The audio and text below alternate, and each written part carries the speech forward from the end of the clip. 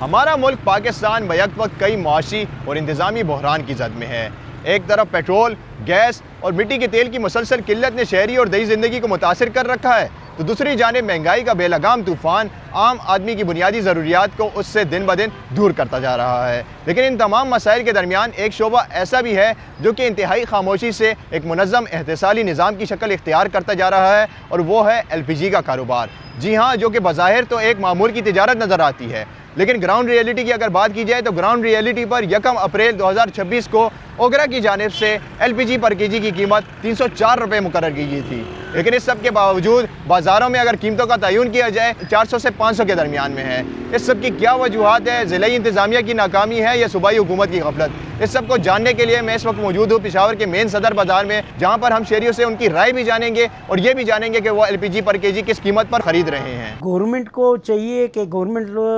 اپنے افسران بھیج کے یہاں پہ کمشنر بھیج کے جو گاڑیاں جن کو دی ہوئی ہیں کروڑوں کی، وہ چیک اینڈ بیلنس رکھیں۔ اور دوسری یہ عوام کو بھی چاہیے، اصل میں عوام بھی ناجائز فائدہ اٹھاتی ہے۔ جب بحران آیا ہوا ہے خلیجی ممالک میں، اس کی وجہ سے تیل اور گیس کا بحران ہے، تو یہاں ناجائز منافع خور بھی بیٹھے ہوئے ہیں۔ یہ سب حکومت کی وہ نااہلی ہے کہ حکومت کو چاہیے کہ وہ نظر رکھے۔ اور دوسری بات ہے، کرونا میں بھی اسی طرح ہوا تھا، لوگوں کے وجہ جب اسٹاک تھا ڈیٹول صابن کا، لیکوڈ کا، ماسک کا، تو انہوں نے اس ٹائم فوراً 100 روپے کا ماسک اور وہ چیزوں کو ڈبل ٹرپل کیا، تو اس ٹائم بھی چیک اینڈ بیلنس نہیں رہا۔ تو یہ میں سمجھتا ہوں کہ یہ گورنمنٹ کو چاہیے کہ اللہ کا واسطہ ہے، ایک تو دنیائی حالات اتنے خراب ہیں، تباہ ہیں، اور یہ آپ گورنمنٹ کو چاہیے کہ یہاں تو اپنے بندے بھجوا کے، کمشنر بھجوا کے ریٹ مقرر کریں۔ یہ ظلم اور زیادتی ہے، کیونکہ کاروبار ہے نہیں، حالات ساروں کے سامنے ہیں اور دنیا کے حالات بھی ساروں کے سامنے ہیں، تو اس میں پالیسی بنانا حکومت کا کام ہوتا ہے۔ تو یہ پالیسی حکومت بنائے۔ اب عوام ہر ایک کے ساتھ لڑے گی، LPG والے کے ساتھ لڑے گی کہ یار نامہ یہ ہے، فلاں، وہ کہے گا نہیں یہ پرانا ہے، فلاں ہے۔ تو لڑنا مرنا صرف عوام کا کام ہے۔ ان کو کس لیے ہم نے حکومت دی ہے، کس لیے ممبر بنایا، کس لیے یہ صوبائی اسمبلی میں یہ کمشنر جو تنخواہیں ہمارے خون پسینہ چوس کے لے رہے ہیں، تو یہ ان کا کام ہے نا کہ عوام ہی بس لڑے مڑے۔ تو میرا تو پیغام ہے کہ حکومت سے خدایا کہ آپ ہم پہ بھی رحم کریں، عوام پہ بھی رحم کرو، اور عوام سے بھی اپیل ہے اللہ کا خوف کریں۔ اللہ کا آج کل عذاب ہر جگہ آیا ہوا ہے، اب اللہ کے عذاب کو دعوت نہ دو اور رحم کرو اور انصاف کرو۔ پرون ما په 410 کې کوس کړی دی، په 410 کې ما سره د چیو ریټ، د سکړک د جواري ریټ، د پراټې ریټ، دا ما سره د 235 روپو ریټ والا ګیس چې په 235 نو زما هغه ریټ د چیو دی، اوس په 410 ته ورسېده. که زه ریټ ګرانومه خو خلک چې کوم دي ما سره جګړې کوي، ما نه نسکي چیر رانه نسکي، روټۍ چیر دار سیزونه رانه نه خوري. نو اوس موږ دا ویو چې څه وکړو؟ حکومت نه موږ ته هېڅ خبره نشته. نه حکومت والا چې کله سیزونه ګران شي حکومت والا پټ شي، ټول په کوټو کې نه نوځي، یو هم بهر نه راځي چې موږ ته ووایي چې لکه څه ګران دي که ارزان دي. که کله سیزونه ارزانه شي بیا راشي وایي دا ولې ته ګران ورکې، دا ولې دا کې، دا ولې هغه کې. د هر یو شي ریټ چې کوم دی خیج لګې دی، زموږ ریټونه هغه دي. اوس ما سره مزدوران دي په 800 او په 900 روپۍ تنخواه، که زه دوی له تنخواه زیاتومه زما هر څه ځي د منځه، که تنخواه نه زیاتومه دوی را باندې ریټونه دومره وخېجولو چې چیني کم زیاته ورسېده، پتې کم زیاته ورسېدې، ګیس کم زیاته ورسېده. که بجلي درته ویم زه تا ته یو بیل ښیم، زما 21,000 روپۍ بیل راغلی د بجلۍ، 21,000 روپۍ بیل زما راغلی. زه د یو میاشتې 21,000 روپۍ بیل د روژې زما راغلی. تاسو وګورئ زه څه وکړم، په دې څه وکړم؟ او جړا ځای نشته، چا ته وجاړم؟ جړا ځای نشته چې زه چا له لاړ شم او چا ته ویم چې یاره دا زما بیل ولې زیات راغلی، دا ګیس ولې ګران شوی دی، پتې ولې ګرانې شوي دي. د جوار اوړه زه 5,000 روپۍ من راوړم. نو زه مطلب دا دی چې هر یو شی په ما باندې ګران دی. زه اوس په دې باندې حیران یم چې څه چل به وکړم. حکومت ما له راغلی نه دی، حکومت شته نه، څه درخواست به وکړم؟ که زما خبره حکومت اوري نو حکومت ترې راپاڅېږي. څنګه چې زه منډې وام حکومت هم انسانان دي، زه هم انسان یم، زه منډې وام ځان له رزق پیدا کوم او حلال. غټ سلنډر یعنی کمرشل هغه به مخکې 12-13,000 روپۍ ملاوېدو، نن سبا تقریبا 18-20,000 روپۍ د دې پہنچتلی دی. پته لا ریټ کنفرم پته نه لګي، یوې په 18,000 خرڅوي، بلې په 19,000 خرڅوي، بلې په 20,000 خرڅوي. نو مختلف قسم ریٹ چلیږي. بیا دې کې دا چې مختلف قسم ګیس هم خو چې کوم ښه ګیس دی نو نن سبا 20,000 روپۍ سلنډر دی، ولا پته هم نه لګي، یعنې چاته ملاویږي چاته نه ملاویږي. اول خو درته دا ووایم چې د پاکستان کې حکومت نوم شی نشته دی، که چا څه وکړو که څوک یې پېژني نه، کم دی حکومت دا ستا پیو سے ریٹ دی ستا د غوښې سره ریټ دی ستا د روټۍ سره ریټ دی یو شی خپل ریټ باندې د حکومت ریټ باندې نه خرڅېږي او دې ته پته نشته ولې یا تاسو ته پته نشته چې دا د دې نښنامې هم شته د نښنامو نه بیا وجود هم دي خرڅوي د ګیسونو والا له ورشه که نه ورته چې یار دا ته ماله نښنامې په ریټ ورکړه ته په خپله ورشه یا حکومت ته ته ساده جامو کې ورشه د خلکو تکلیف خو لږ وګورئ ظالمانو دونه ظلم یې راغستی دی که نه که تاڼي وي که ټریفک والا وي که کچاری وي حکومت کم دی حکومت شته دی نه چې حکومت وي نو زمونږ به دا حال و مونږ به خپلې جامې خرڅولې مونږ به خپلې چپړې خرڅولې مونږ خو ظالم خپل موټر سایکل یې خرڅې کړې ګاډي هم خرڅ کړه دې کار کې مو بیللې د ګیسونو د لاسه د میدو د لاسه د غوړو د لاسه ریټ یو وي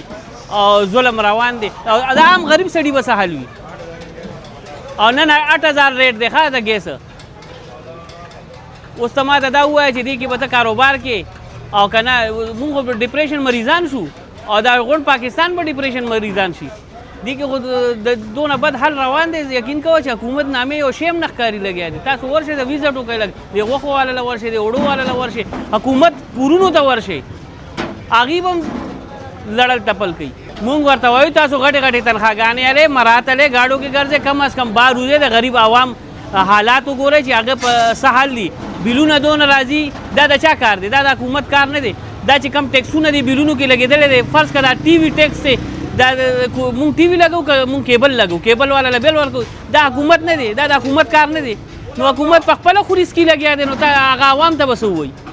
ته دې بجلی بل کې راشه دې کې ټیکس وګوره چې څونه ټیکسونه یې اچولي دي او ټول ناروا ظلم والا ټیکسونه دي یو ټیکس هم پکې دا کار نه دی ټول پیپونه چې کم اچولي دي که نه دا هغه پیسې هم ټیکسونو کې اچولي بلونو کې اچولي دي یار ابھی تو ایل پی جی ابھی ایک ریٹ پہ نہیں مل رہے کوئی دکاندار جو ہے نا وہ 450 کا بیچ رہے کوئی 500 کا بیچ رہے کوئی 420 کا بیچ رہے ابھی ہمیں بھی پتہ نہیں ہے کہ ریٹ کتنا ہے کتنا نہیں ہے ابھی سرکاری ریٹ کا پتہ نہیں ہے لوگ جو ہے نا کبھی 420 پہ کوئی بیچ رہے کوئی 500 پہ بیچ رہے کوئی بول رہے کہ بھائی 550 پہ لینا ہے اگر لے لو نہیں لینے تو جاؤ بعض دکانداروں نے گیس بالکل ختم کر دیا ہے کیونکہ وہ بول رہے کہ بھی مہنگائی بہت زیادہ ہے وارہ نہیں کرتے اسی وجہ سے اس نے دکان میں گیس کا سسٹم ہی ختم کر دیا ابھی سی این جی کا بھی یہی حال ہے سارے دن بند ہوتا ہے کبھی کولی ہوتی ہے ایک بات نہیں ہے نا ابھی مسئلہ اتنا بڑا ہے کہ پتہ نہیں کہ گیس کا کیا ہو گیا ہے انتظامیہ کو چاہیے کہ اس کا پوچھ تاچھ کرے کیونکہ ابھی یہ تو انتظامیہ خاموش رہ گیا ہے کیونکہ ابھی اس کو پتہ ہے کہ سارے بازار میں وہ خود بھی اسی ریٹ پہ لیتے ہیں دکانداروں سے جتنے سرکاری لوگ ہیں گھروں میں